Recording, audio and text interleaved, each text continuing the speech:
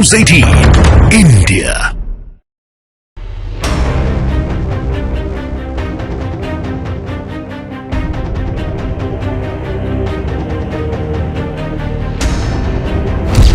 पाकिस्तान में प्रधानमंत्री जो भी बने, दुनिया के मंच पर उसकी इमेज एक भीख मांगने वाले देश की बनने जा रही है। पाकिस्तान का भीख वाला कटोरा और बड़ा होने जा रहा है, क्योंकि क्रेडिट रेटिंग एजेंसी मूडीज ने पाकिस्तान को लेकर एक बड़ा दावा कर दिया है। दावा भी ऐसा वैसा नहीं है। क्रेडिट एजेंसी मूडीज का दावा है कि अप्रैल 2024 के बाद पाकिस्तान एक एक चवन्नी के लिए तरस सकता है, और ऐसा इसलिए होने जा रहा है क्योंकि पाकिस्तान का राजनीतिक भविष्य अधर में है।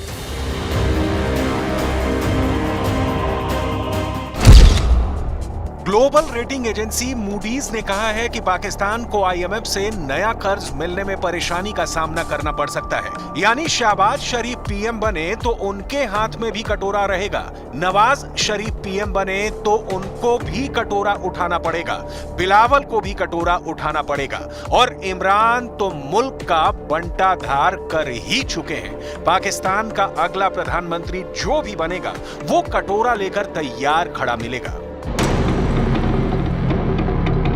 मूडीज ने दावा किया है कि राजनीतिक उथल पुथल की वजह से जो भी सरकार में आता है उसके लिए अप्रैल में कटोरा उठाने की नौबत आ सकती है, और इसकी वजह से पाकिस्तान की जो अर्थव्यवस्था है वो और टूटेगी, और जिसे संभालना पाकिस्तान के लिए बेहद मुश्किल हो जाएगा। सीधे शब्दों में कहें तो पाकिस्तान की तिजोरी अप्रैल तक खाली हो सकती है।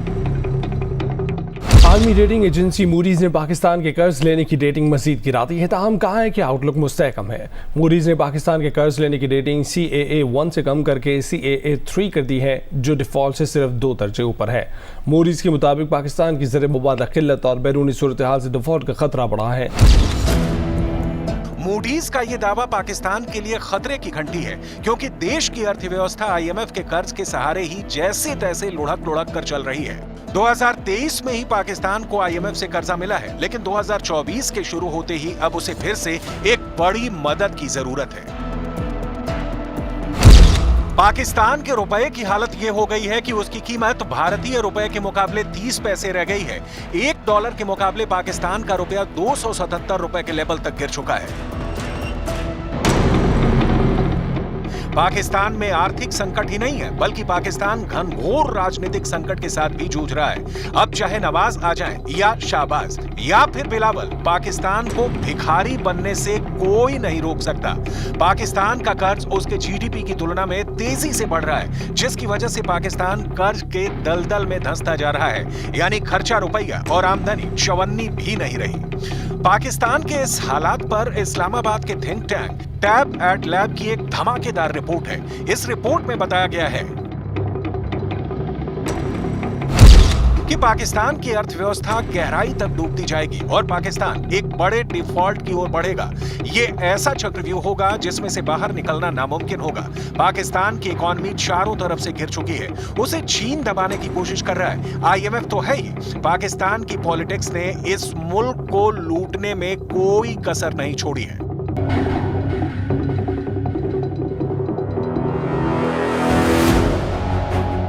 इसका मतलब ऐसे समझिए कि पाकिस्तान हर बार हर किसी के सामने भीख वाला कटोरा फैलाता रहा, और धीरे धीरे उसका कर्जा इतना बढ़ गया है कि अब पाकिस्तान को उस कर्ज का ब्याज भी चुकाने के लिए दूसरे मुल्कों के सामने अब बड़ा कटोरा फैलाने की नौबत आ गई है। लेकिन पाकिस्तान को कर्ज दे कौन, क्योंकि उसका ट्रैक रिकॉर्ड बेहद ही खराब हो चुका है।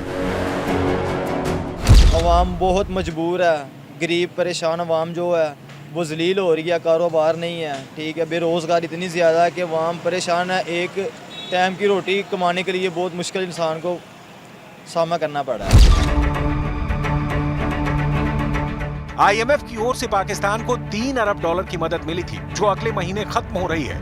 नई सरकार के सामने एक नया बेल आउट पैकेज हासिल करना जरूरी है, लेकिन सवाल फिर वही कि मदद मिले कैसे। पाकिस्तानी अखबार डॉन के मुताबिक पाकिस्तान के चुनाव परिणाम के बाद बने हालात पर मूडी का आकलन आने वाली सरकार के लिए चिंता का संकेत है।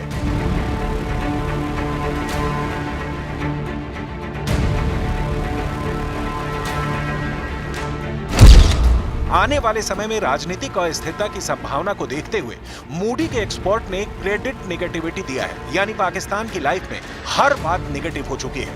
मूडीज ने कहा कि पाकिस्तान में कोई भी गठबंधन बने, राजनीतिक रूप से स्थिरता गायब ही रहेगी, सुधार तो आने मुश्किल ही लग रहे हैं।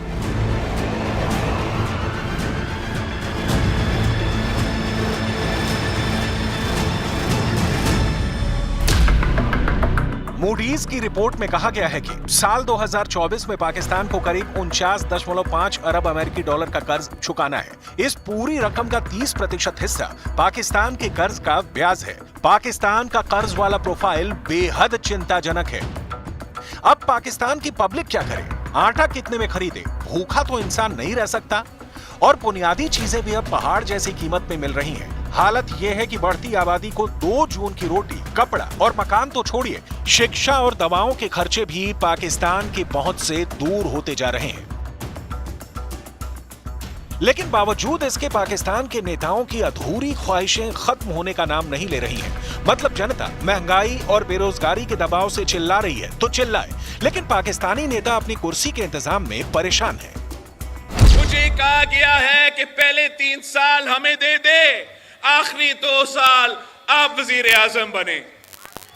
नहीं नहीं नहीं नहीं नहीं, मैंने तो कहा है और मैं अब आपको बता रहा हूं, मैंने इस बात को मना किया है। मैं इस तरीके से वजीर आजम नहीं बनना चाह रहा हूं। पाकिस्तान में आम चुनाव के 10 दिन बाद भी देश के मुख्य दलों के बीच सत्ता साझेदारी पर सहमति नहीं बन पाई है।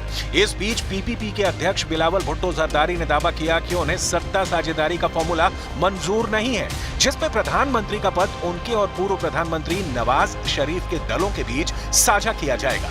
हालांकि बिलावल और उनकी पार्टी का मानना है कि उम्मीद की रोशनी अभी भी कायम है। इस बीच बिलावल भुट्टो ने एक बड़ी चाल चल दी है। चाल ऐसी जिसे सुनकर नवाज शरीफ और उनके छोटे भाई शहबाज शरीफ ने भी दांतों तले उंगली दबा ली है। बिलावल भुट्टो ने कहा है कि उनके पिता आसिफ अली जरदारी पीपीपी यानी पाकिस्तान पीपल्स पार्टी की तरफ से राष्ट्रपति पद के उम्मीदवार होंगे। यानी कहां तो बात शुरू हुई थी प्रधानमंत्री पद के लिए, लेकिन बिलावल ने नवाज शरीफ से 2 कदम आगे चलते हुए राष्ट्रपति पद पर दावेदारी ठोंक दी है। चुनाव से पहले दोनों पार्टियां पूर्ण बहुमत के साथ सरकार बनाने का दावा कर रही थी, लेकिन बहुमत मिला किसी को नहीं। और अब नतीजा यह है कि पाकिस्तान की दोनों पार्टियां सत्ता के लिए एक साथ टेबल पर बैठने के लिए मजबूर है, लेकिन नतीजा कुछ निकल नहीं रहा। इस बीच अपने पिता की दावेदारी के लिए बिलावल भुट्टो ने एक बयान दिया है जो चर्चा में है। पाकिस्तान जल रहा है और अगर कोई वो सलाहियत रखता है, वो कैपेसिटी रखता है इस आग को बुझाने के लिए, तो वो सदर आसिफ अली जरदारी साहब है। पाकिस्तान का फिलहाल का हाल यह है कि जनता रो रही है तो रोए, चिल्ला रही है तो चिल्लाए, लेकिन हमें तो कुर्सी चाहिए और हर हाल में चाहिए। अब बात फिर से उस रिपोर्ट की जिसके हर शब्द में पाकिस्तान के लिए शर्म है, धिक्कार है, लेकिन पाकिस्तान के नेताओं को इससे क्या।